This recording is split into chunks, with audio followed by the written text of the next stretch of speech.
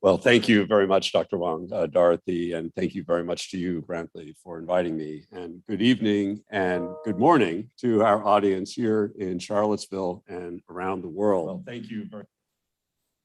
And welcome to the launch of the University of Virginia's historic lecture series on China and the recentering of East Asia, featuring our own world-renowned East Asia scholar, Brantly Womack, and on the screen, that towering authority of East Asian history, Professor Wang Gungwu of the National University of Singapore, who joins us live from 12 time zones away.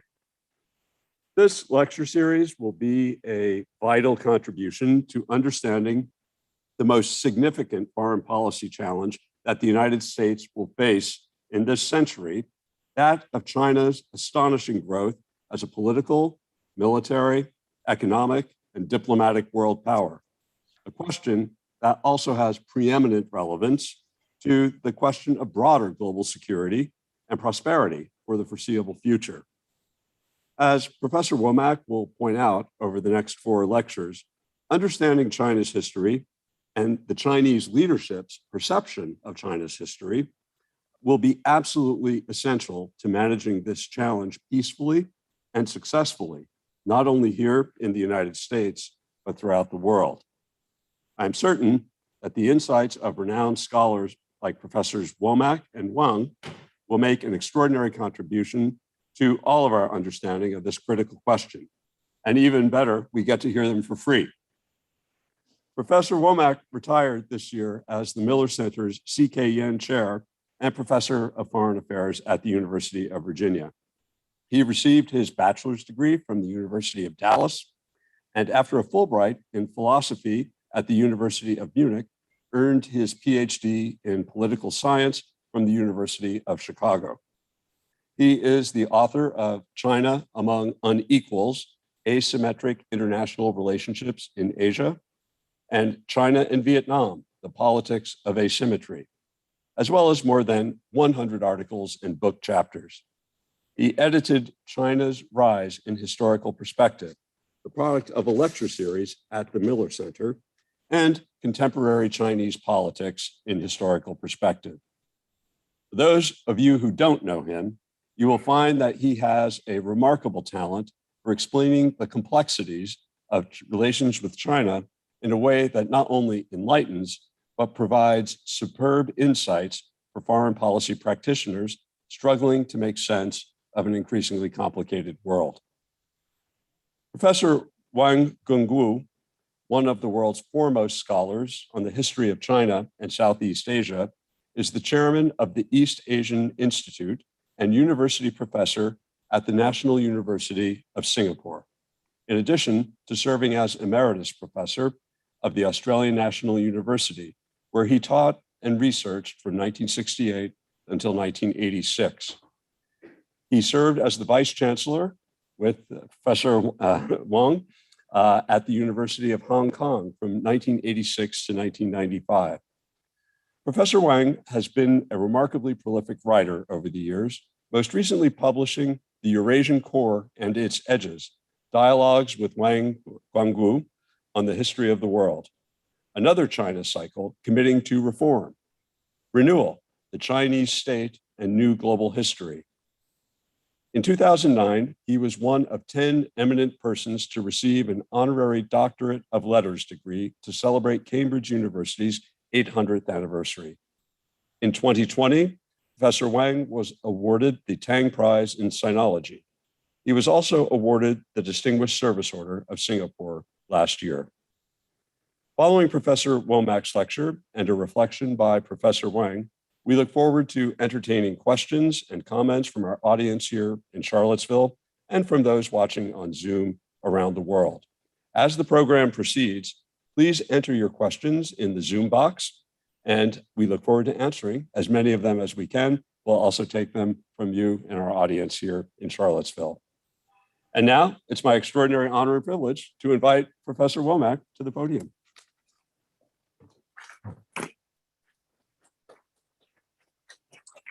Thank you. Oh, did you take my notes? I didn't. Yes, you did. That was a dirty trick. Yeah. Well, thank you very much, Steve, for your nice introduction, and to Dorothy for sponsoring tonight's program and the whole series of special lectures, which I hope will be something that, even though it's a complex topic, will be something that will be provide a kind of orientation for a general understanding of what's happening in the world and especially in East Asia. Because this lecture series will address the big picture of China's relationship to East Asia and the relationship of China-centered East Asia to the rest of the world. By East Asia, I mean not just China, Japan, Korea, Northeast Asia, and Taiwan, but also the 10 countries of Southeast Asia. This is increasingly what East Asians mean by East Asia. Perhaps a better name for it would be Pacific Asia, but we'll have to think about that and whether it needs a new name. The rest of us still have a tendency to think in terms of East Asia and Southeast Asia as separate regions. They certainly are different, but the interconnections between the two are so substantial now that it is worth thinking about either East Asia broadly considered or Pacific Asia. My proposed big picture of China and the recentering of East Asia may sound like a beginner's introduction to East Asia.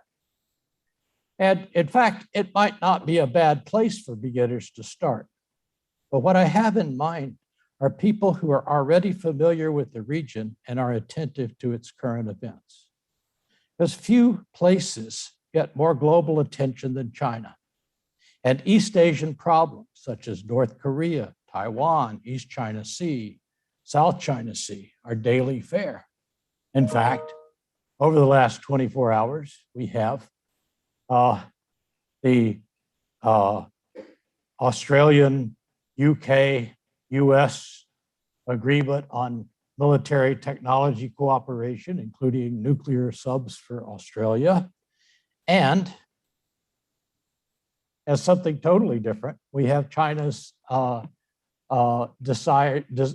decision to join the remade Trans-Pacific Partnership. The Trans-Pacific Partnership, you might remember, is the group that President Trump dropped on his first day in office.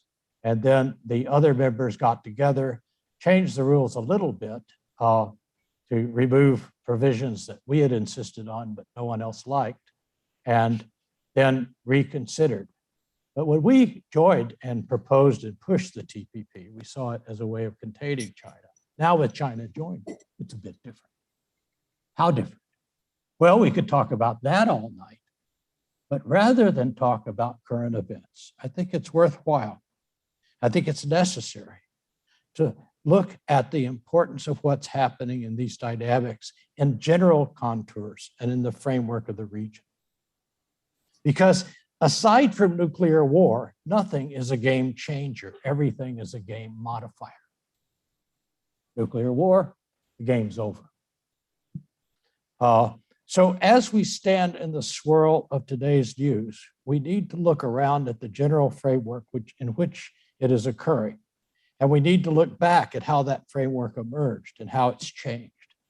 And for those of us outside of East Asia, why should we take that regional configuration of East Asia seriously? Well, for one thing, think back of those problems I mentioned. They're certainly front page items. But for another thing, it is worth noting that last year, the economies of East Asia equal the combined economies of the United States and the European Union. And if you are unaware of a framework, if you're only pursuing the day's news, you will run into that framework's walls. You will not see the framework until you hit it.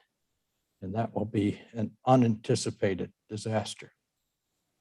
Okay, it's not just a question of looking at a framework that everybody agrees on and it's obvious to everyone, because it's particularly important to rethink the framework of China's East Asia relationship because it is undergoing fundamental changes. Everyone, including Chinese and East Asians, as well as outsiders, needs to reassess the relationship, its historical dynamics, as well as its current prospects. Many Chinese see China's recentering of East Asia as a return to its past glory and prestige. That is a distortion of both the past and the present. Many East Asians are concerned about China as a new regional hegemon, analogous to the colonial hegemony they once experienced. That too is a distorted fear, in my opinion. And for Americans, the problem for Americans is that our default view of China tends to be a negative mirror image of ourselves, a rising and evil global power facing a troubled but good global incumbent power, challenging our supremacy like two boxers in a ring. This view, that's our default view now, is a distortion for many reasons, but the one I will emphasize here is that China is primarily a regional power. That is why understanding its relationship to the region is essential, and that's what we'll do here.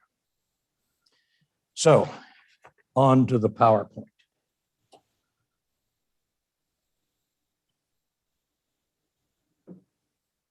So what we'll be doing is 4 lectures. The first one tonight is covering 2 topics: the central continuities between all the eras, from the pre-modern era to the present of China's centrality, and also East Asia's pre-modern era. And our commentator will be Professor Wang Gongwu, who is my favorite China historian. The next lecture, next week, will be on Western modernization and the decentering of Asia. And Western modernization from the Opium War on in 1840, China not only lost its status of being the center of Asia, but Asia didn't have a replacement center. Asia became part of a larger global picture, but a fractured part of a fractured global picture. And in that process, its economy and its worldview was transformed. So that'll be the topic next week. The week after that, we go to the recentering of East Asia in the present era. And I date that from 2008. Now, clearly, China was emerging from 1978 when we adopted reform and openness policies. But from 1978 to 2008, China became a significant other to its neighbors. But the United States and the global order that it was the head of and the center of was considered more important than regional affairs, including China. After 2008, things began to shift. So that'll be the how it shifted, what the contents of that shift are, and where it's going will be the topic of the 3rd lecture. The 4th lecture is China, East Asia, and the reconfiguration of the multinodal world. This is where we go back from China to the global picture. And not just back from China, but back from China and East Asia. We go to the developing countries and developed countries and the tensions and changing proportional perspectives of those two to a situation and the convergence of developing and developed countries in terms of general economic status to East Asia's emergence and East Asia's connectivity within itself, and then China in that picture, and then to the United States and the multinodal world, a world where the United States is not in charge, but is the most significant global power. And then lastly, what are the challenges of leadership, of global leadership that this presents? So that'll be our final lecture. And our commentators are the best people I could find. And I'm happy that they're all in Asia and from Asia, as well as being Asia experts. And if you want to know how highly I think of these people, let me give you advice that I will follow. And that is, as I listen to Gongwu's comments, or Wu Yusan's comments, or Chen Yaqing's comments, or Evelyn Go's comments, if they contradict what I say, I'm going to follow them. Okay. So they're the experts. That's why they're there. I expect they will add a richness to our general discussion, which after all can only be an exploration of a topic this big. So let's get started with our topic for tonight: central continuities in East Asia's pre-modern era.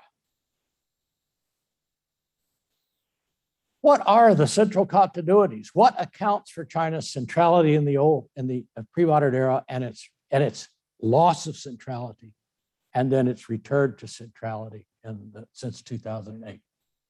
Let me start by giving yes, but responses to the two most common answers to this. First, power. Oh, China was powerful in the pre-modern era. It's powerful now. Shouldn't that account for its centrality? Well, yes, it is powerful, and it was powerful back then, but it was resilient back in the old days. It would go and have a dynasty collapse, and have conquerors come in, and then China would emerge again. So how does it have that resilience? Why is it? Think of Rome. Rome have felt a few barbarian attacks, in the 400s and 500s, but eventually it collapsed, and there was no new Rome where Rome was. Other empires had to start elsewhere. Okay, in China, that hasn't been the case. Why? Moreover, in the present period, is China forcing its neighbors? I don't think so. Its neighbors are making, their economies have prospered because of their relationship to China. So if it's power's not absent, but it's not an ultimate explanation. What about culture? Some people say that East Asia has a culture of submission to hierarchy. Okay. And, there's something to be said for this. I think East Asians are probably more submissive to hierarchy than, say, Texans. Okay. As a Texan, I think I could say that from personal experience. But this is such a convenient explanation from a Chinese perspective. And it ignores the skepticism and cynicism of participating peripheral states from the beginning to the present. And what about China's current soft power deficit? How do you explain that?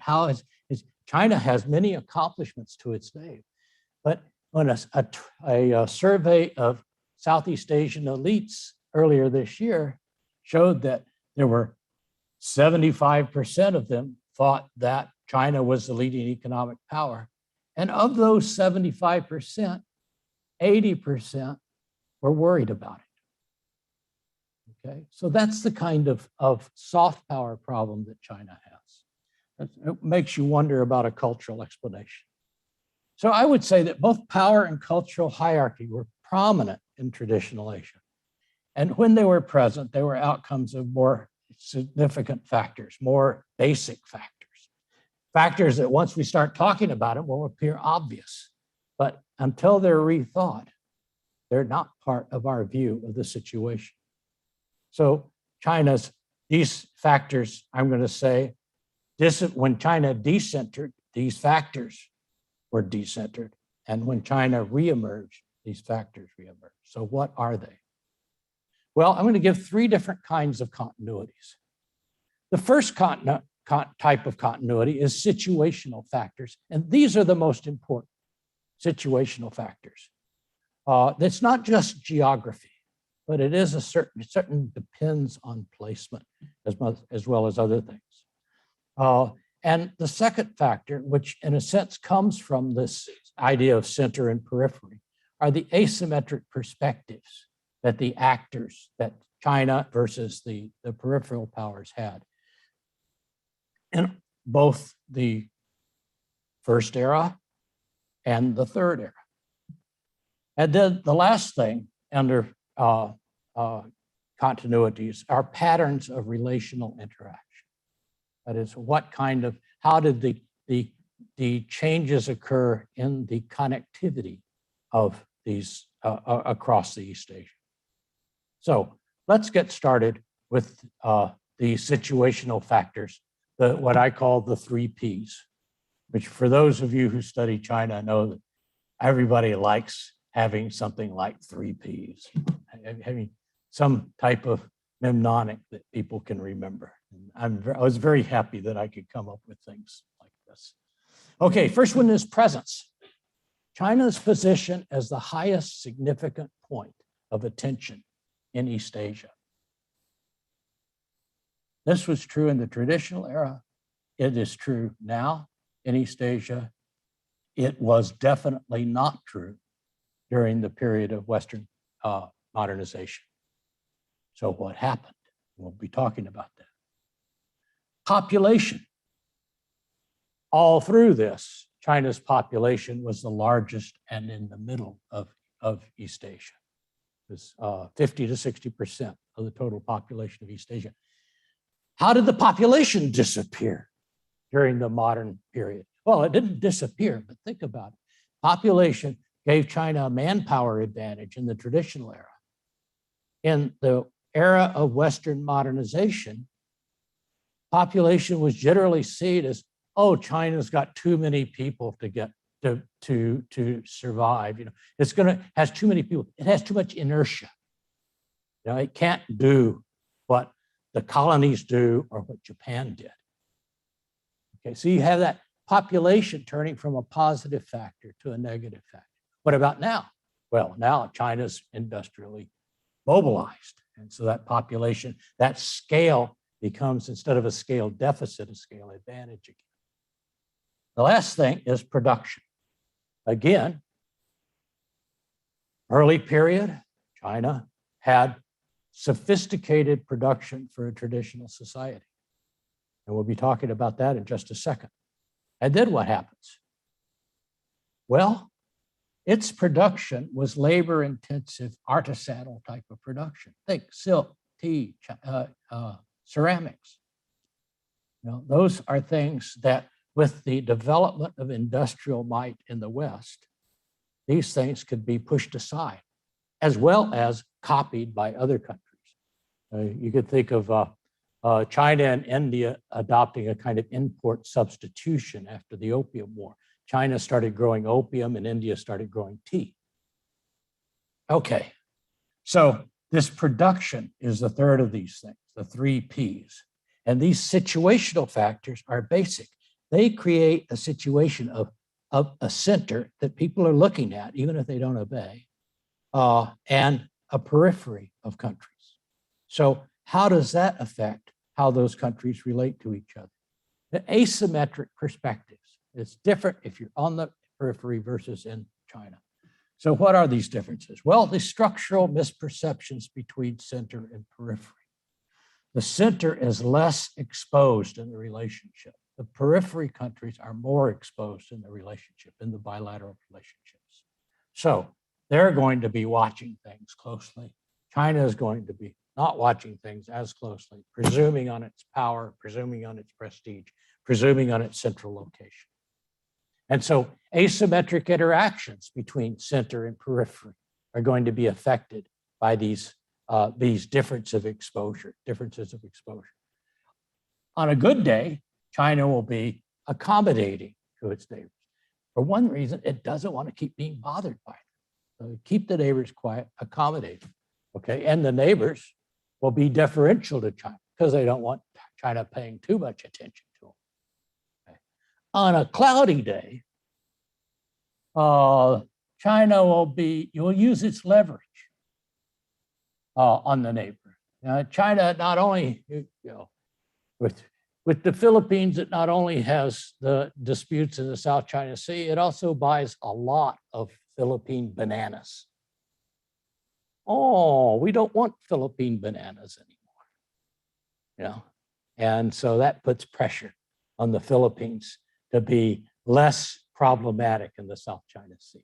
That's leverage. Okay, what's a cloudy day for the peripheral countries?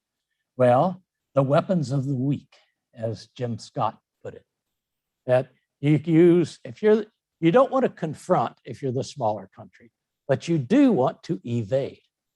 You want to say you're going to do something and not do something, not tell the boss that you're going to do something, whatever. So there's all sorts of little things you can do as a small country that enables you to use the cloud cover of the relative inattention of the bigger country. What about stormy weather?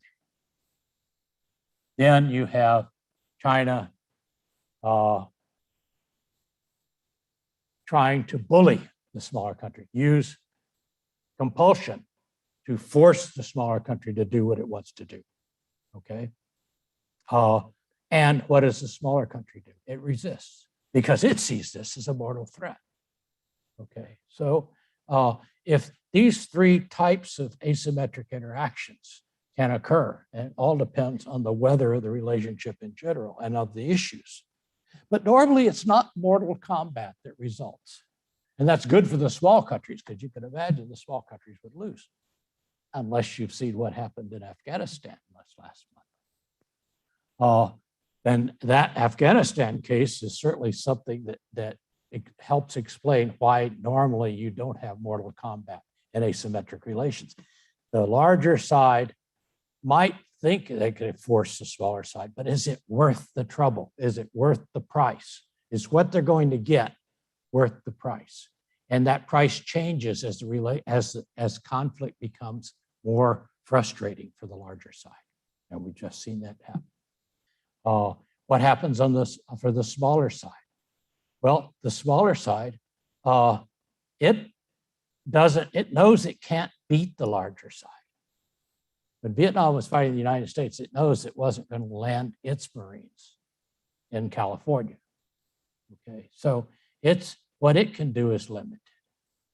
And in a normal asymmetric relationship where those basic power relationships aren't going to change, the smaller side is not going to become the larger side. The larger side is not going to become the smaller side. That's not going to shift.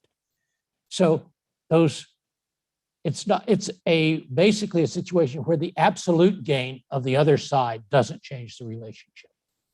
Whereas if you have a symmetric rival situation, a little bit of gain here means that this side's under and more at threat.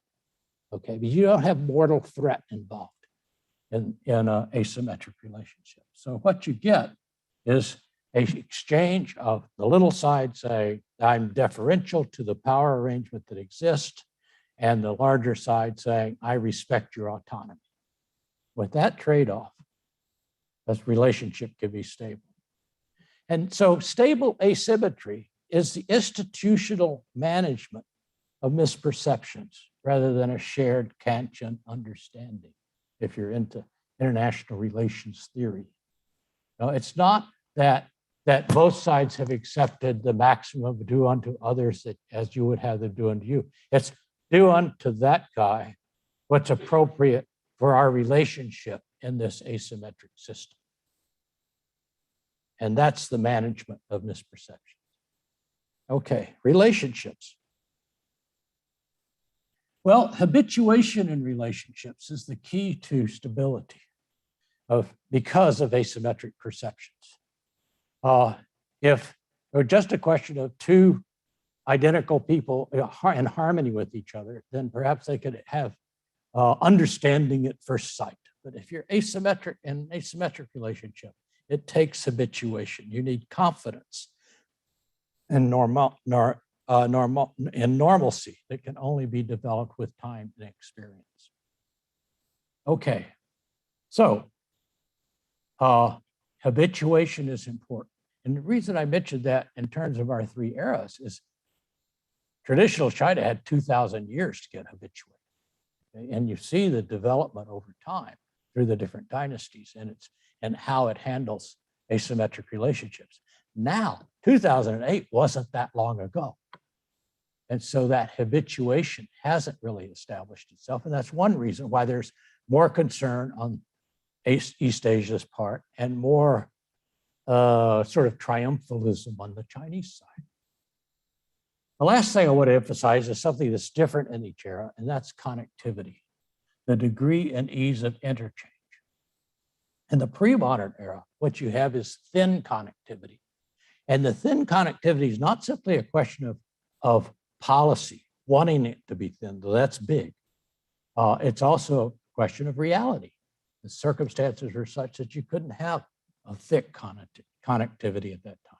Then Western modernization comes in with what I call sharp connectivity, seizing colonies, transforming their economies for the sake of a mother country. That's sharp. That takes hard edges. The last thing, in the current era, I call thick connectivity, because there's an attempt to develop every dimension of that connective relationship: economic, social, even political, and even security, though security is lagging behind those. Okay, so let's move on to China's centrality in pre-modern East Asia. First of all, presence. Well, that's easy. Everybody knows where China is, a remote center in a diverse neighborhood. But there's no comparable alternative except in southern Southeast Asia, where the Indian influence and then the Arabic influence is greater. But for almost all of what we're calling East Asia today, China is the primary, it's the primary focus for everyone.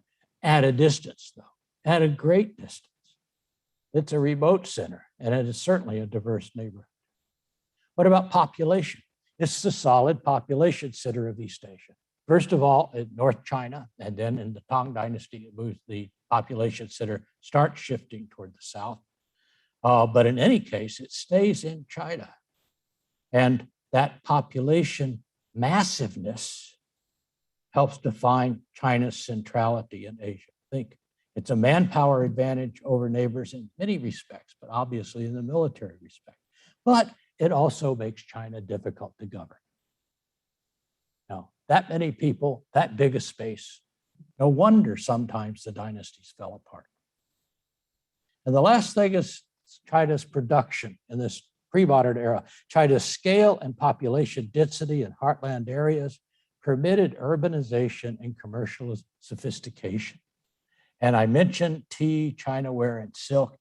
Think of how important this was to China's material presence outside its borders. You find pieces, shards of Chinese pottery everywhere. And silk was one of the most desirable things that people could have everywhere in the world. It took a long time for the production of silk to move beyond China. Right? What would you rather wear? Silk. What would you rather eat from? Chinaware. What would you rather drink? Tea. So that's pretty good. That's the kind of production advantage you want. Okay, so what about asymmetric perceptions of centrality back in the pre-modern era? First of all, the asymmetry was definitely there. And asymmetry in most of the relationships, most of the time, was normal. That is, it was specific, it was peaceful, but it was not static and it was not uniform. It differed from China's relationship to Korea to China's relationship to Japan, differed from China's relationship, differed depending on how strong China was, how unified China looked. If China looked like it was dissolving, then maybe Vietnam could be more independent, or Vietnam, but also Vietnam had to deal with local powers if China dissolved. So those points where China lost its cohesion created different situations. So one problem with taking this big picture approach is it makes everything look the same. When you look at houses from 30,000 feet, they all look the same. Okay, what was the view from the top of this perception? Say China's basic attitude was confident but cautious superiority. It was open to ideas and things from outside. Think of Buddhism, for instance. But it also expected that it was superior. And it expected the deference of its neighbors. And that the emperor would stay in Beijing or Nanjing or wherever the capital happened to be, and he would face south and the others would come.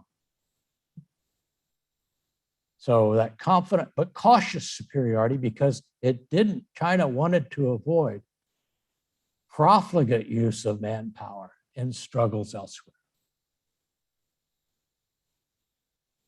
What about the view from the periphery? Well, the neighbors were alert to the threats and hypocrisy involved in China's claims to benevolent superiority. And you would, they might not write it down, but they certainly, the neighbors would tell you that, China may talk Confucius, but it doesn't act Confucius, and it's a threat. Okay. On the other hand, China was the default source of best practices, not only products, but also ideas for government.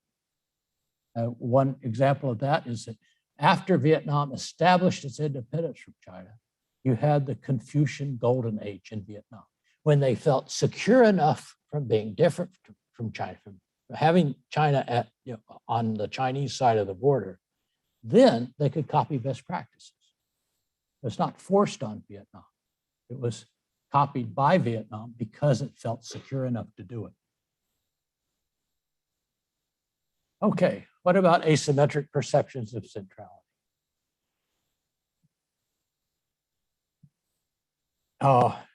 Managing misperceptions.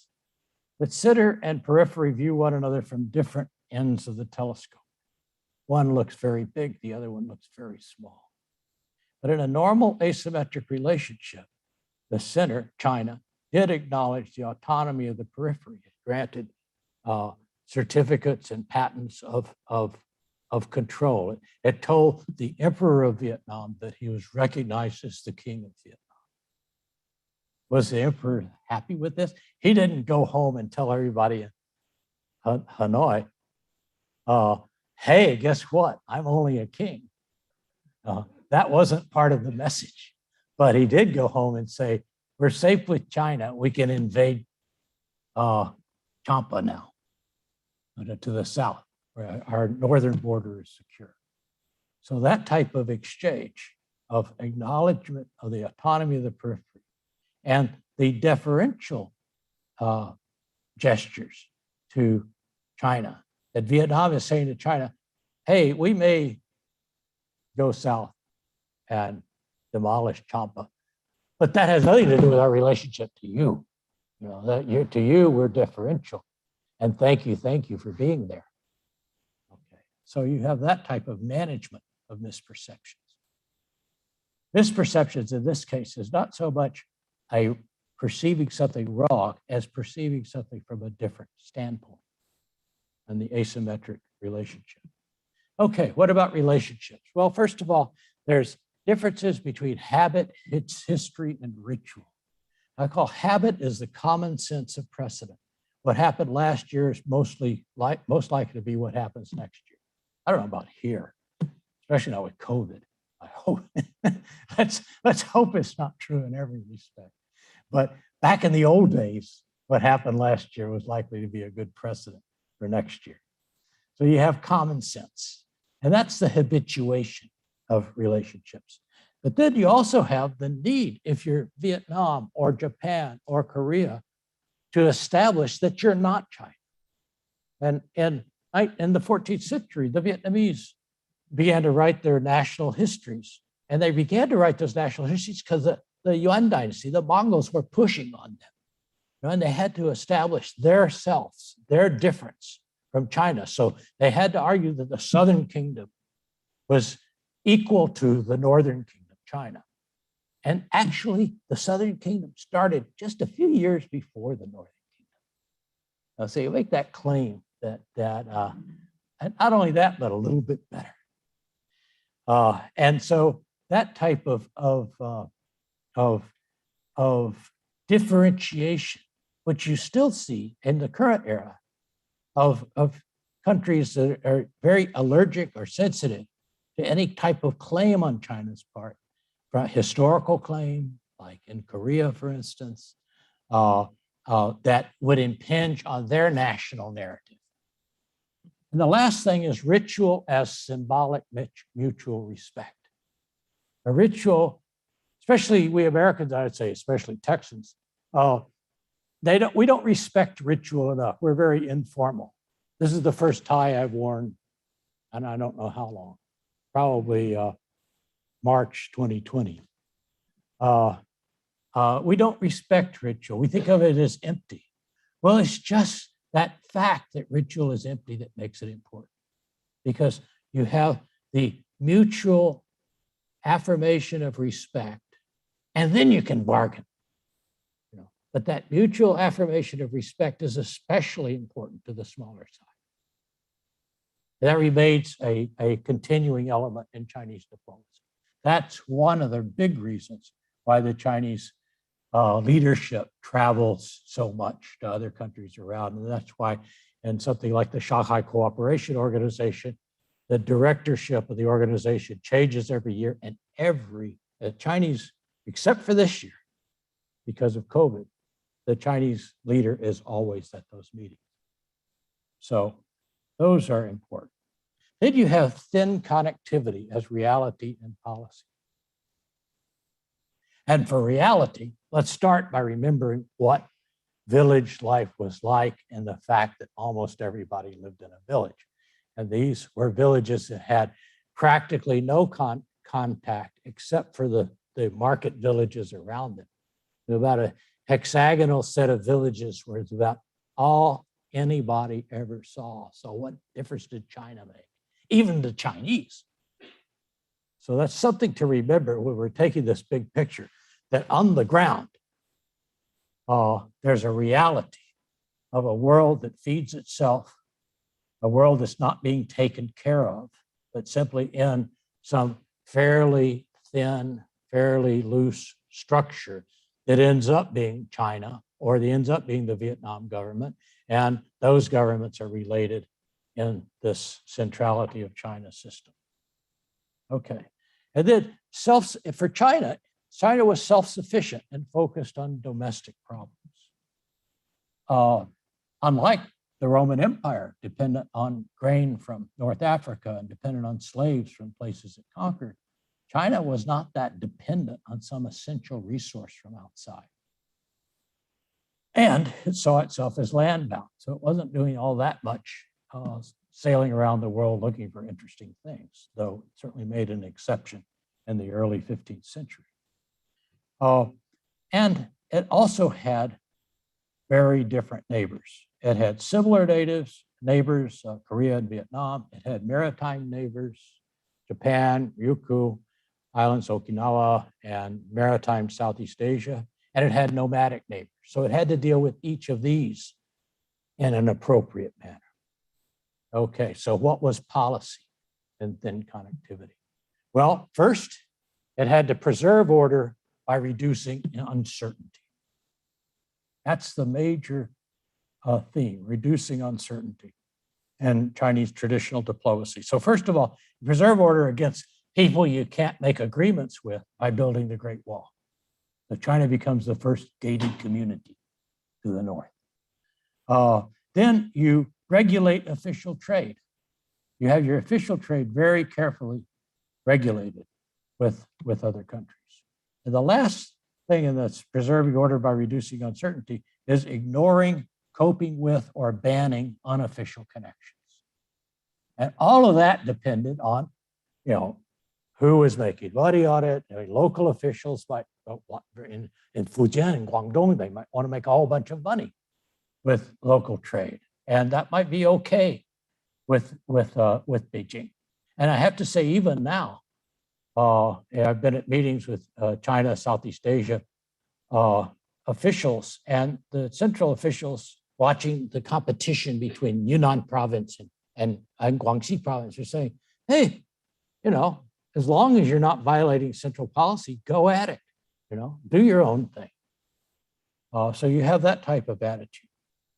But if there is a problem, then things are shut down. And what you see happening in a lot of the domestic news and quasi-international news now with China is Xi Jinping cutting down on things, Xi Jinping re-establishing control. Okay, the last thing I want to talk about in policy is the tribute system. Now, I don't mean the tribute system was some fixed system that was adopted in the Han Dynasty and applied everywhere. But in the Ming Dynasty, toward established states, it was pretty well developed in a sophisticated manner. And what it did was it provided an exchange of China's recognition of autonomy for the show of deference by the peripheral states. Were all states members? No. Japan was rarely a tributary state. for example. But for the states that did it, you had the trip to Beijing, the exchange of ritual gifts, and that established, that said, the southern border is going to be quiet, or the Korean border is going to be quiet, and on both sides. China's not going to come over. Korea's not going to do something strange either. Okay, so you have the ritualized management of asymmetry. And in this, order is more important than profit. And that's really important because when we talk about tribute systems in the West, we talk about tribute, we don't talk about systems. We talk about,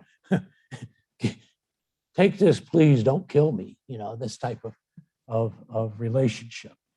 Past precedent is more important than future prospect, and this changes in the current era. So those are policy changes, policy characteristics of thin connectivity. So, in conclusion, as fast as I can make it, they give more time for Gungwu. The fundamental differences in regional experience from the West. China, East Asia has a solid center rather than a liquid center. It has a land center rather than a maritime center. What's the liquid center of the West? First of all, it's the Mediterranean, and empires going around the Mediterranean. Then it's the Atlantic later on.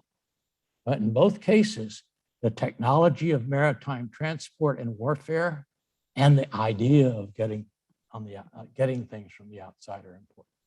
A second thing on solid center is you have power succession in China rather than power displacement. Instead of an empire here, replace an empire over here.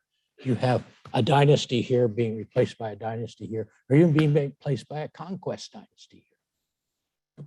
Okay, and then you have center-periphery relationships rather than great power rivalry. You don't have distant colonies or dreams of distant reaches in China. China thought it was the center of things. Okay, and it was not closed, but self-centered. It wasn't closed off, but it was very self-centered. Self-centered enough so that it could say, close the coast. No maritime traffic there. The pirates are too much of a bother. And lastly, for China, on the West comparison, tribute as a means of control of relationships rather than the spoils of victory. Compare those statues in that first slide that was up here, headless though they were, but they weren't made that way, to Hadrian's Arch or Egyptian friezes about conquest. You know, you have slaves, you have battles that you're winning, you have slaves coming back, you have booty, things of that sort. That's not what the tribute system meant in China. Secondly, it's different for center and periphery. You have in China self-regarding superiority versus other regarding cynicism on the part of the periphery, and that continues. And then you have this, all this we've been talking about is different over time and by relationship. It's not a good idea to generalize as much as we're having to do in this amount of time, because China, this whole relationship evolved from experience. It's different for settled, nomadic, and maritime neighbors. And in all the cases, though, it aimed for stability of expectations through ritual exchange.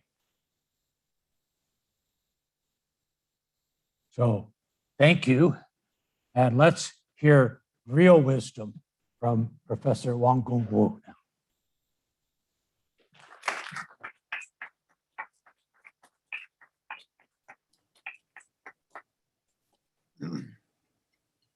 I don't know about real wisdom, Brantly. That was a pretty comprehensive analysis of all the major features of the whole of Chinese history down to the present. And I have actually very little to add to the schematic approach that you have taken to highlight the main features of what has made China the kind of country or the kind of civilization or the kind of center that you have been talking about. It is certainly multifaceted. It has many, many dimensions, and your remarkable ability to pull them all together and put them in a frame that can be easily understood I take my hat off to you. There's no question about that. For example, I mean, I'm very much impressed by your emphasis upon continuities, both of resilience and you might say the dynastic rise and fall, knowing very well you rise again after your fall, that confidence that comes from long period of history that could be actually plotted on a chart and understood. And of course, most of all, and you have understood that very well, is the fact that they have recorded all this all through that time, recorded in considerable detail, the ups and downs of every dynasty, the reason why dynasties succeed and why others fail. All that has been recorded with great care as to what lessons can be learned from it, so that the continuities are not arbitrary and cannot be just purely selective, but in fact are pointed to clearly from one dynasty to another, from one set of historians to another, following a particular way of looking at the world, which is widely accepted by the whole, as it were, the whole Mandarinate, the people who man the offices and do the management that you have talked about. So that sense of history, the continuity of record, I think lies behind this idea of China's centrality. And I'm absolutely amazed how you're able, and this is where your political science training comes to your help. You're able to pick out the key concepts that mark the progress of China from its early past to the 19th and 20th century, when he faced the most dangerous moments ever in his history. So that part is fine. I'm no problem. What I would like to do is not to really add very much to what you've said, but to suggest a certain modification of some concepts that you talk about. Perhaps the two most important ones. One is the centrality that you have rightly drawn attention to, but at the same time, the area where you have actually made the most contribution to our knowledge of the history of that part of the world, and your concept of asymmetry. And you have done that more than anybody else has. You have actually provided a theoretical model for us to understand asymmetry, which has been extremely helpful to all of us. So I would take up these 2 points to begin with, the centrality point and the asymmetry point. The centrality point, and I would go along with you, certainly the Chinese see themselves as central. So in terms of self-centered concept of centrality, there is no question the Chinese made it up for themselves. You don't need anybody to tell them that. They already thought of that long before anybody would concede that to them. And they saw it not entirely in terms of simply pride and confidence, but simply as a reality. That was a fact. And this, of course, derives from the fact that they come from a civilization that grew out of a remarkable and unique combination of geopolitical factors. I think you referred to that, the geopolitics of the China that we see today, as compared with the geopolitics of the Mediterranean or the Atlantic, is quite different. But the uniqueness, I think, is worth going back to. And there is something, you used the word presence, and I would add that dimension to your presence. The fact is that two major river systems, among the largest in the world, flow from the same source in the Tibetan highlands, and they flow from west to east in the same direction and end up in the same ocean. The fact that these two river valleys have promoted, produced, and ultimately enhanced again and again the centrality of a civilization that developed from that agrarian base. That agrarian base is unmatchable. Nobody else has an agrarian base quite as strong and permanently superior than what the Chinese inherited. You take a look at the river systems of Europe, or the river systems even in Africa, or for that matter, even the two great rivers of the Indian subcontinent. They actually flow from different sources and flow in different directions. And that actually explains quite a lot of what happens to India.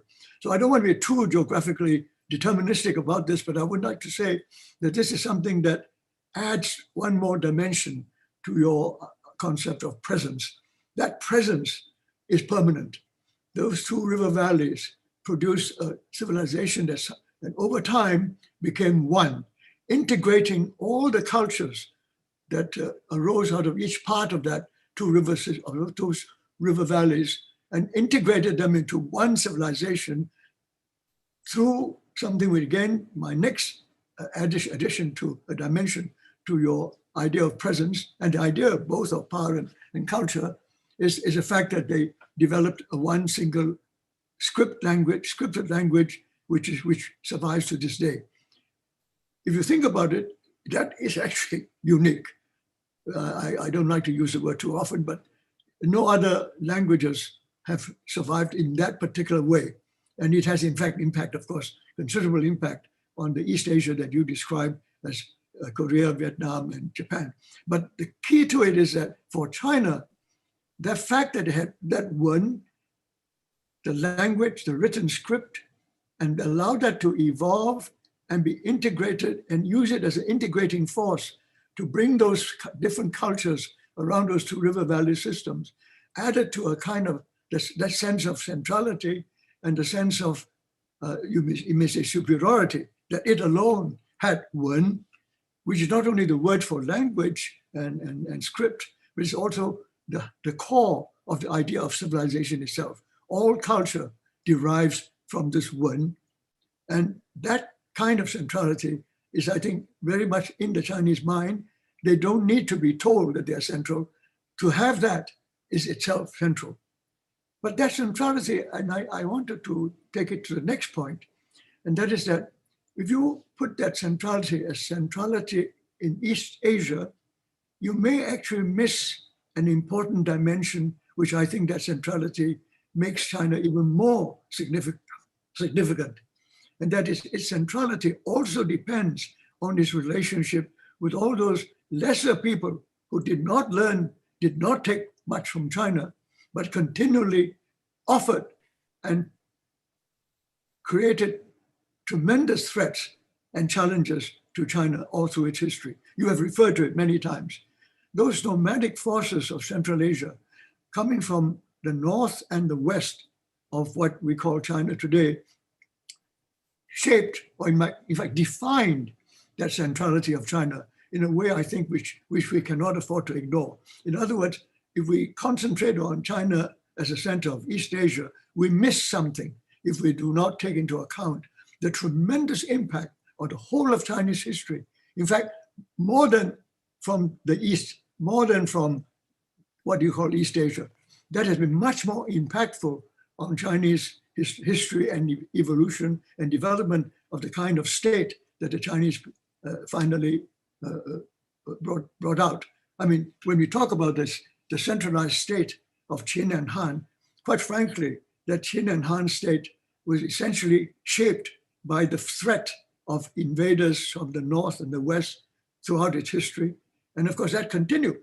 In fact, when you look at that part of it all, the China that started with the Shang and Zhou to the Qin and Han almost disappeared when the Han fell. When the Wu Hu Luan Hua, the 5 nomadic tribal confederations attacking China at the same time, virtually destroyed Han civilization. You were right to talk about Chinese resilience. They survived it and they rose out of it all. And because they managed to bring all these people into China and made them, as it were, Chinese through the Wen, to the acceptance of the institutions, ideas, and the kind of state that Wen had created, and making them accept it had made them, as it were, enrich China. But the fact is that all those attacks on China, all those successful invaders, all those who became Chinese throughout the northern and southern dynasties to the Tang dynasty, actually gave China a centrality, not just of East Asia, it is in fact much more a centrality of the Eurasian continent. relative to the North and West threats and challenges to China. I'm not suggesting that China was central to the rest of the world, but that centrality of China that you have correctly identified was greatly enriched, and as I call it, shaped, defined by its very precarious relationship with the enemies from the North and the West, right through history, down in fact to 1911, you might say. So that part of it, I thought I might just add to it. It does strike me as being very central to the concept of centrality, to take into account that continual, as you yourself say, a threat, and recognize that as something that they have to guard against and be very cautious about. And in fact, quite frankly, devised the tribute system primarily for that. That was not really meant to, it wasn't a serious problem for the rest, for East Asia or elsewhere. It was serious how you manipulate and manage that tribute system when it comes to these very mobile and unpredictable nomadic forces coming out of Central Asia. So I thought I'd add to that. And that takes me to the question of asymmetry that you have so wonderfully introduced us to us all these years. And that the asymmetry is not only the asymmetry of those smaller countries in East Asia looking to China, or even smaller little states in Southeast Asia, further down, South and Southeast Asia, or you can say some of the smaller units of tribal units in North and West. But the fact is there's an asymmetry between China and those forces that come out of Central Asia when they form themselves into a powerful confederation of forces. As we know, from north, from the Khitan, the Jurchens, to the Tanguts, and finally the Mongols. By that time, well, in fact, if you go further back, you can talk about the Xiongnu and all the various groups of Turks, the Turkic confederations that threatened the Tang dynasty for a long, long time. All of them, if you line them all up, you can see that it was a continuous power shadow or power force hanging over the Chinese without really much of a break. The Chinese had no great long periods of relief from that, if you take the whole of 2,000 years into account. And to me, that seems to suggest there's another dimension of asymmetry.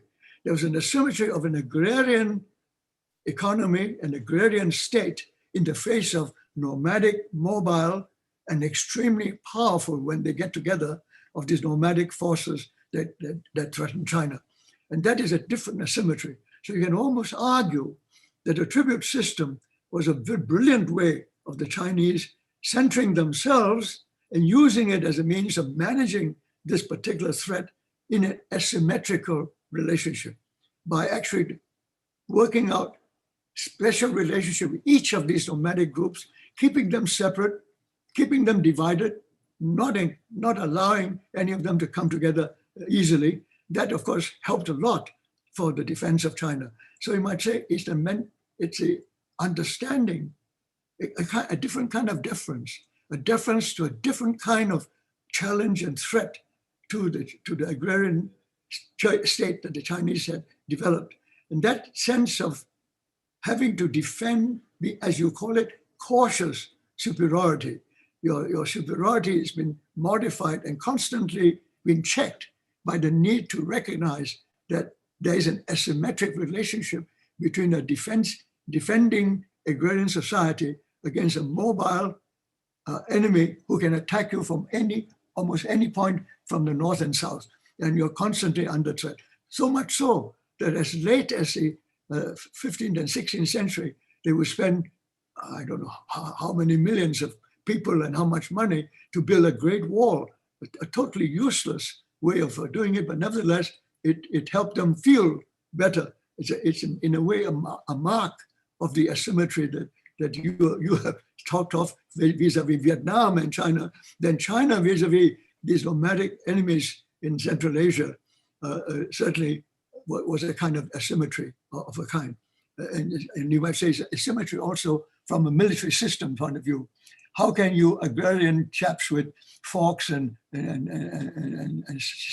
staves deal with people on horseback and beautiful horses and with tremendous horsemanship and the kind of nomadic skills which the Chinese could never replicate. So that is a kind of permanent asymmetry.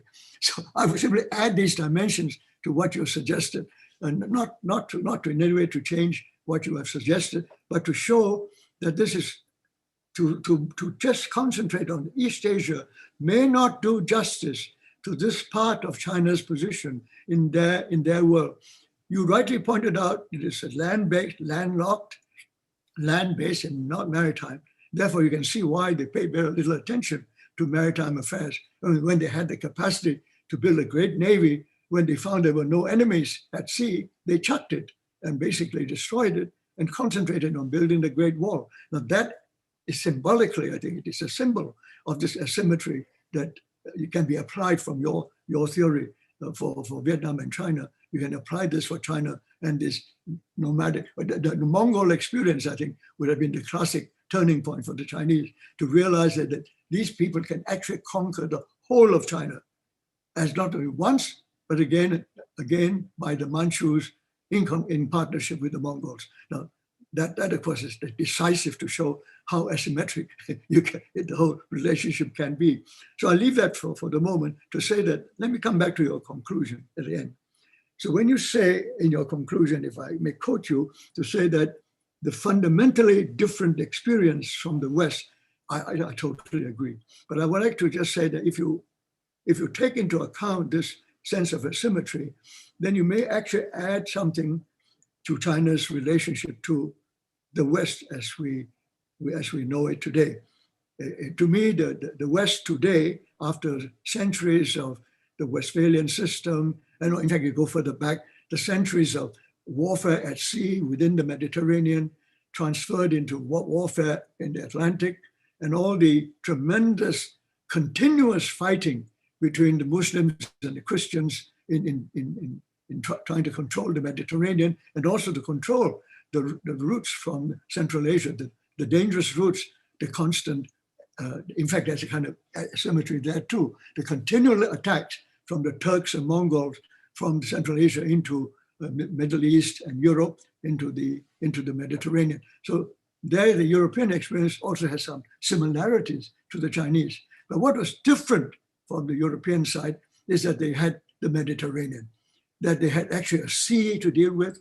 They had a maritime warfare as a part of their heritage right from the beginning of their civilization, and that the fact that the North and South Mediterranean were constantly at each other's throats for thousands of years, almost without end, ending up with, of course, the kind of deadly rivalry between people who believe in one God.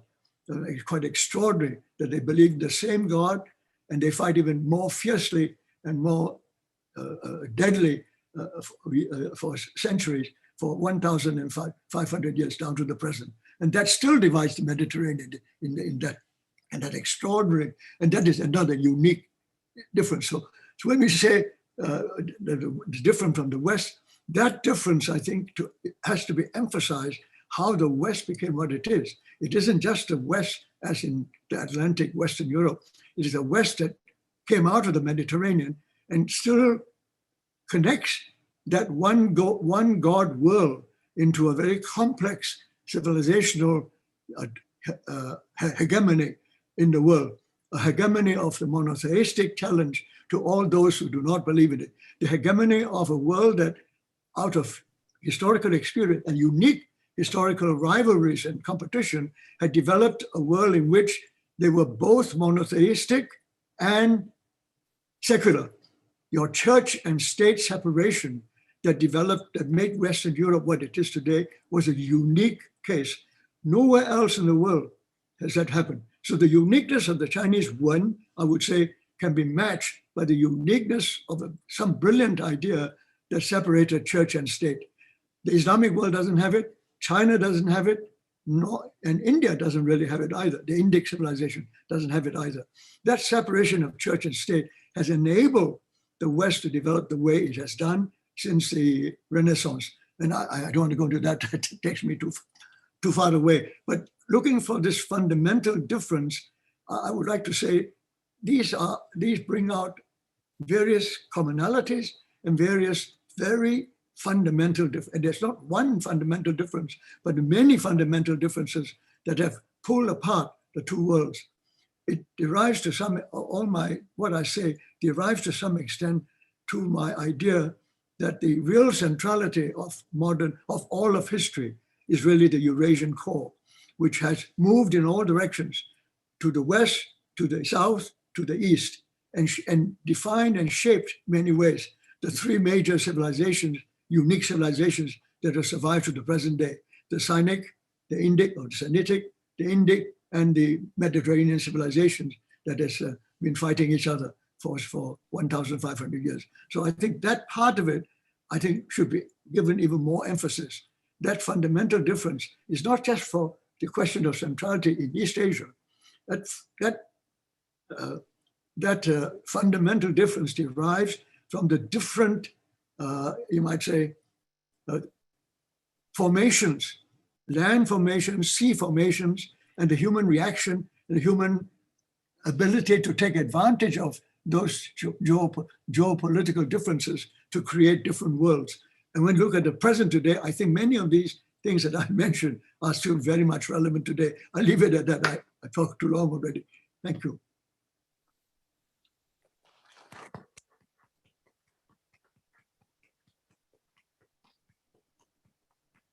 Thank you very much, Professor Wang, for that highly illuminating discussion. And thank you too to Professor Womack for his extraordinary lecture. I'd like to kick off our discussion with a question to you, Professor Wang. One of the more amusing episodes in Chinese diplomatic history for Western eyes was the mission of Lord George Macartney to China in 1793, at which he presented King George III's request to open an embassy. And the emperor said, in effect, "Why would I let you open an embassy here? You come from a tiny little country far away that's of not very much importance to me." And he wrote back to King George III, "My capital is the hub and center of all quarters of the globe revolve around it," indicating this very dramatic example of the Chinese self-perception of centrality.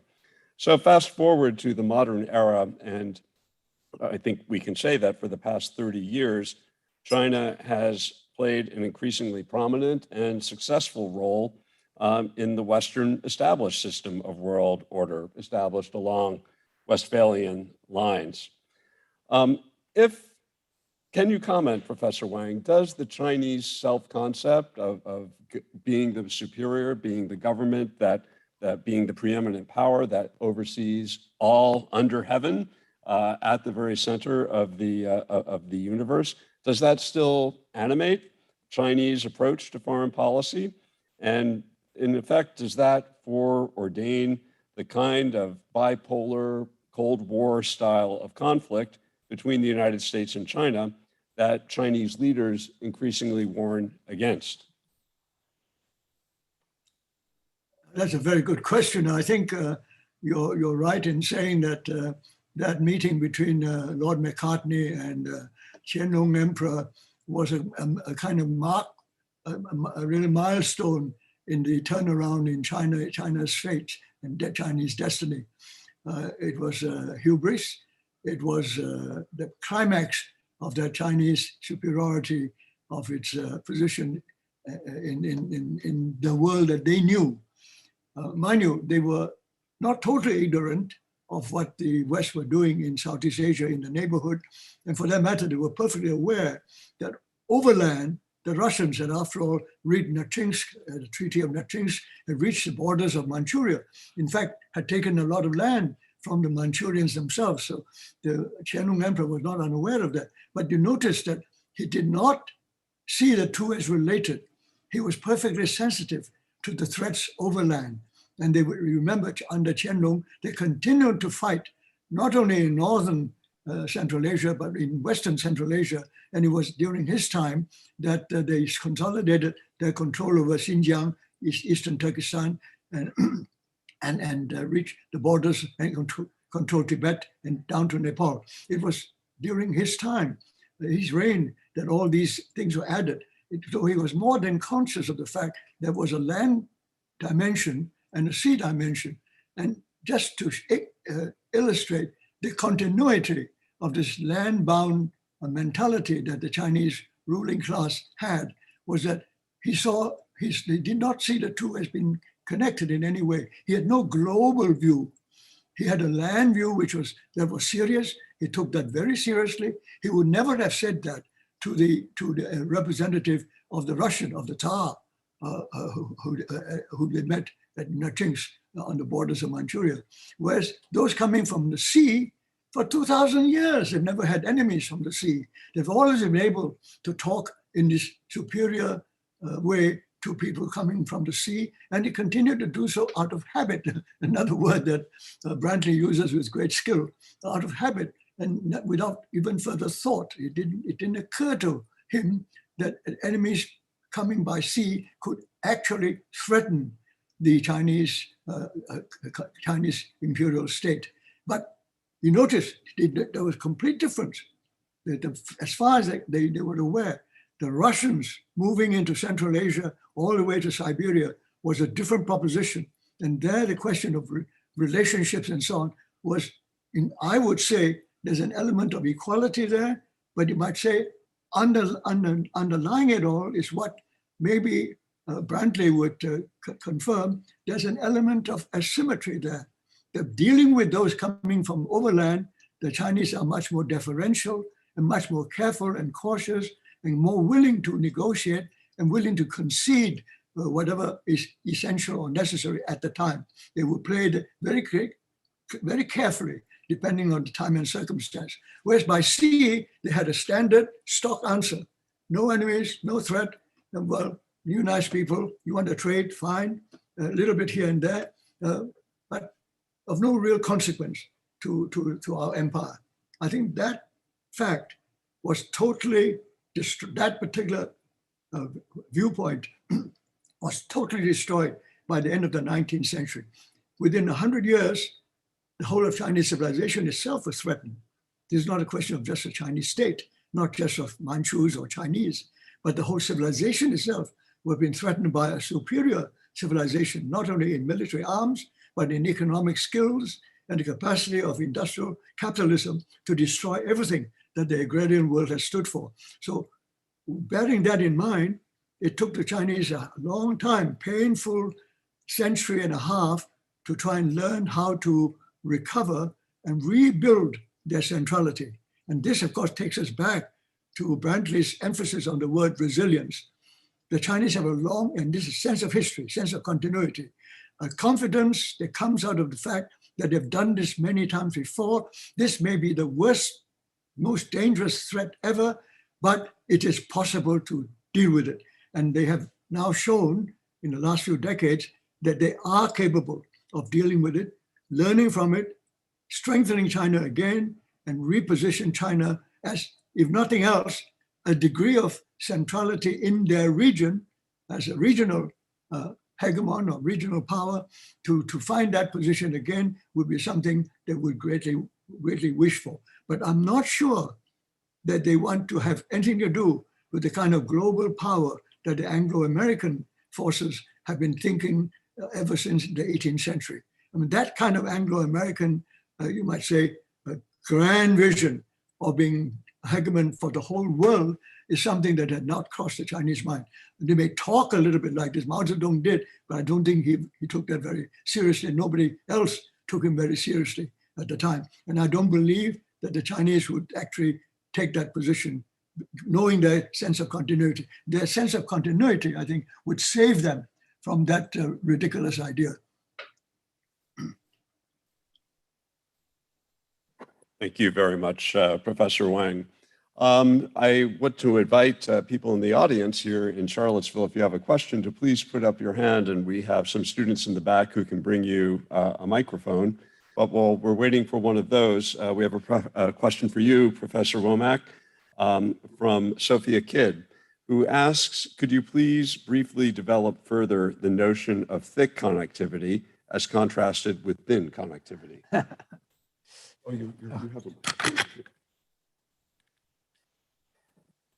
Yes, well, the thin connectivity, characteristic of what we've just described in pre-modern China, is connectivity is important, but the control of connectivity is the policy priority.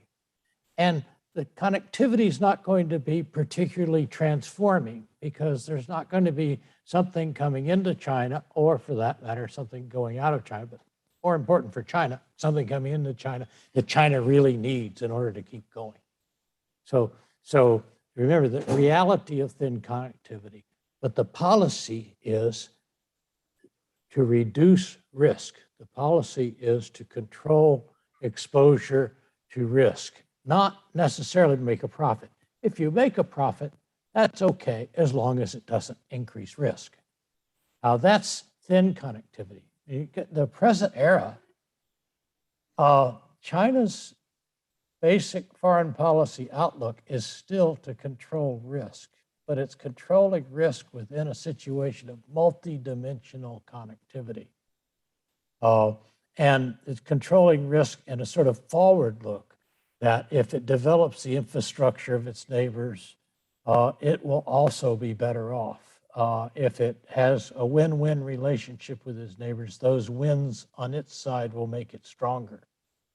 And so it's still, if you look at, for instance, China's energy policy in the present era, it's still aimed at securing a long-term supply of something China now needs. It's become an importer since 1995. It now needs this oil, that it wants to secure it for an indefinite future at an affordable price. That's the basic attitude. Not to become Exxon, not to become in control of world oil or something of that sort, but to secure what China now needs. And that thick connectivity has become something that now China is integrated in, that it's no longer dealing with marginal things. It's dealing with things that are significant to its own success and thriving. Thank you. Please stay there because I have a question for you and Professor Wang from Ezekiel Tan, who says he looks forward to physically meeting you back in East Asia after the pandemic.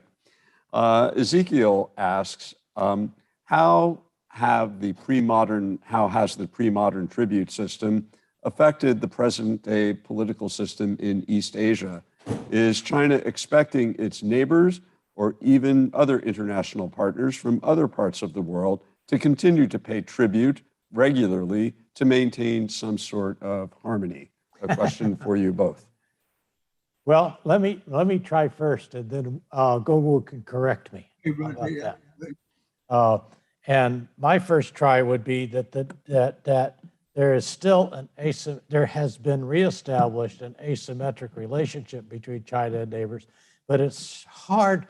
You have to really poke through the leaves and everything to see the connection to the old tribute system. Because after all, everybody used to come to Beijing. Now, Beijing leaders travel everywhere else. And the leaders coming to Beijing would show their apparently submission, actually just deference to Beijing in ways that they'd never want on the television back home. Okay, so you have this aura of equality and this aura of agency on the part of both sides that's very different from the tribute system. But you still have that difference of exposure in the relationship. Vietnam is a lot more exposed to China than China is to Vietnam. Japan is more exposed to China than China is to Japan. So that type of asymmetry, which gets, Gongul's discussion of Chinese asymmetries to the northern nomads brings out that, how flexible this idea of two sides dealing with each other, but with not just with different, hands on a card game, but playing different games, basically having to deal with each other from fundamentally different situations. And that's certainly true now. And the centrality of China from its renewed presence, renewed population, the significance of its population is 1/5 of the world's market as well as producers, and its production as the world's largest manufacturer. These things establish its side of this new connectivity and new relationship, but that in a global context of sovereign powers and of real agency on the part of its partners. Well, I think Brantly had already summed it up very well to start with by talking about the tribute as really a form of control or management, whereas the tribute as a European idea was a fruit of conquest. And that's a major difference. And I think a lot of misunderstanding about tribute today is based on that, the use of the Latin origins of tribute instead of the Chinese origins of Taogong, which is really quite different, fundamentally different, I would say, Brantly, if I may. And to add to that, of course, this idea of tribute hangs on the idea of ritual, as he rightly pointed out.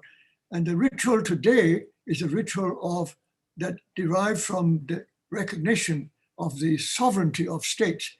The nation state idea was invented by the West, but that has been introduced to the rest of the world, and the world finds it very, very useful to take up the idea of the at least nominal equality of all nation states. All states are equal and sovereign. China has benefited tremendously from the idea of sovereignty, and they've used it shamelessly on all sort of occasions to talk about their sovereignty. And they don't believe that the Anglo-American world recognizes sovereignty quite the way they should, although they invented it, but they actually use it very loosely. But the Chinese are actually quite religious about it because it's something that they've benefited from, and they, I think, are prepared to recognize that as a basis for all the relations. The ritual side of relationships will be based on the sovereignty of equal nations, and they're willing to play by those rules in order to build up, to protect their own interests. And that part of it renders the whole idea of a tribute system a very different kind of thing if it ever comes back again, which I doubt anyway. But even if to bring it up as a phrase, to use it as a phrase, it has to be further modified, not even a system of control, but a system of ritual among sovereign nations, a different set of negotiated rituals, which have to be worked out in time. Okay. Thank you very much, Professor Wang. I think we're at time, but we don't want to turn down a question from the audience, if you don't mind, Professor Womack. Oh, I don't mind, but feel free if anybody has to catch a 10 o'clock bus or something. We understand. Thank you. This is a question both for you, Professor Womack, and for you, Professor Gungwu. Professor Womack, you mentioned in your lecture that China is mostly a land center and not maritime. And Professor Gungwu, you had mentioned, I believe, that they don't want to be a world power in the same Anglo-American sense and are more land-centric. I'm wondering if you can both expand on those positions in light of the fact that China now has the world's largest navy when measured in the number of ships in their fleet. Having a lot of ships doesn't mean that you have maritime power.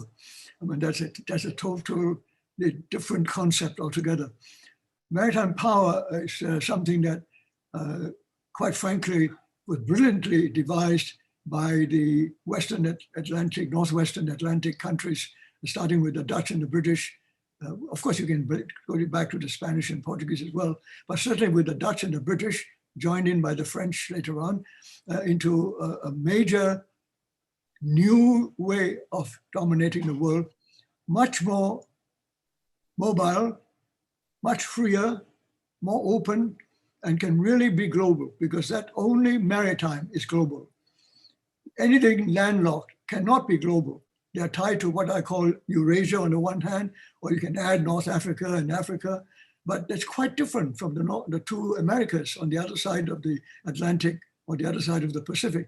And there you have, with the America as a continent in control of two continents on its side, and without enemies of any kind on land, and total control of the sea, is a kind of maritime power never seen in the world before.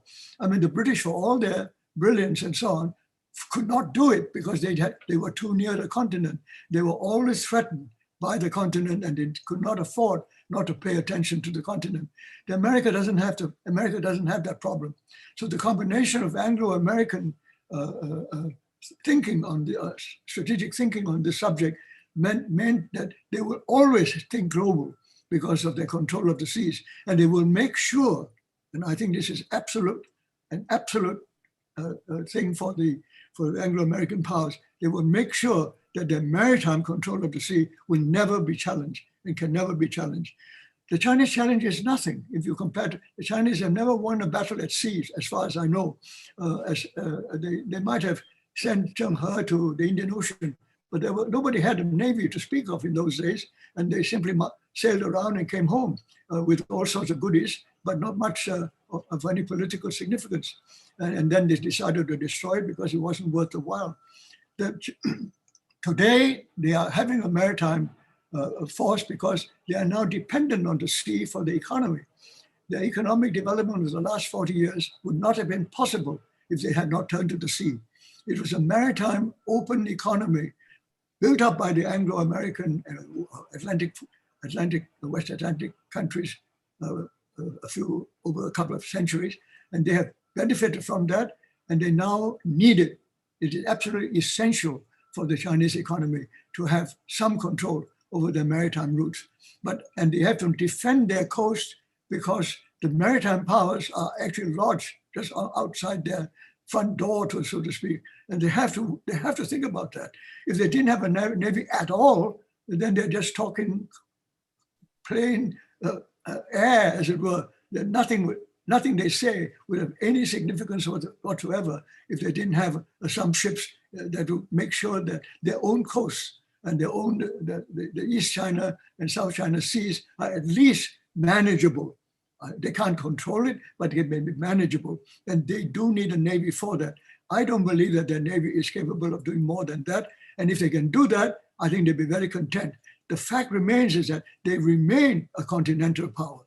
They are tied up, as Brantly spoke earlier on about the Shanghai Cooperation thing. They are tied up with Central Asia, with Russia, in very real ways. They are linked up through although the Tibetan highlands prevent them from direct confrontation with India, they're tied up with India, they're tied up with Iran and the Middle East, and ultimately they hope to gain some foothold in Europe as well, so that at least the Eurasian continent is somewhere they feel threatened there as well. They're threatened by sea, there's no question about it. The maritime power that the Anglo-American forces can put together is something beyond the Chinese, and they know that. All they can do is to hope to defend against any attack on them, to make sure that they can deter the Americans from using the sea to actually attack China. If they can be assured of that and attack their Chinese trading, maritime trade that uses the South China Sea and East China Sea into the Indian Ocean and elsewhere, if they could ensure that protection, mind you, they can't be absolutely sure, but if they could ensure that, that would be a tremendous benefit to them to try to reach for more when they have continental concerns of real threats over land, as they have always had for millennia. I think is something that it's unrealistic to think that the Chinese would forget about that or neglect that. That is something very central, one of the great continuities, you might say, of Chinese history. Very good. Let me just add to that in the fourth lecture, I will discuss the situation of the US as a global power, China as a regional power, and that relates directly to these questions of what we ordinarily ordinarily assume are symmetric competitions. And many of those competitions, if we put it in the framework not only of history, but also of situation, of presence, population, productivity, relationships, it looks very different on both sides. So thank you very much. Well, I'll leave it. No, thank you. Please, let's Thank give you the last word. Thank you very much, Professor Wang, Professor Womack. Yeah, Brilliant evening. Thank you very much. great answers. And we'll see you next week. I hope so. All right, great. Thank you all for coming tonight. Thank you. Thank you, Dorothy.